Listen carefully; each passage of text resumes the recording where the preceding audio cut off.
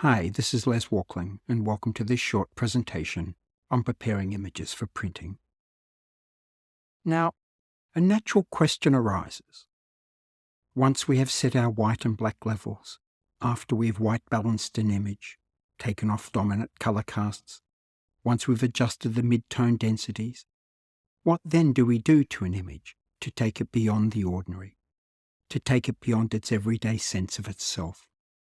How do we enhance it beyond the eloquence of the moment, beyond the light and the subject matter there in front of the camera? How do we turn our image into a print worthy of awe and expectation?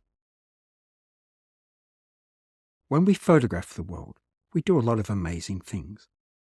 But never forget that we also commit, in a sense, a wrongdoing against our everyday world of perception, our everyday common sense of the world that we inhabit.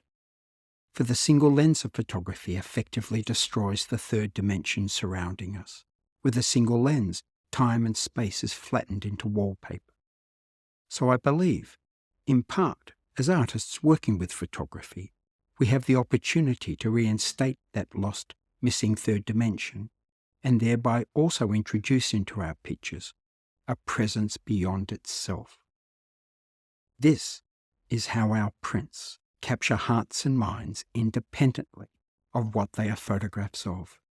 This is how our prints come to represent more than they show.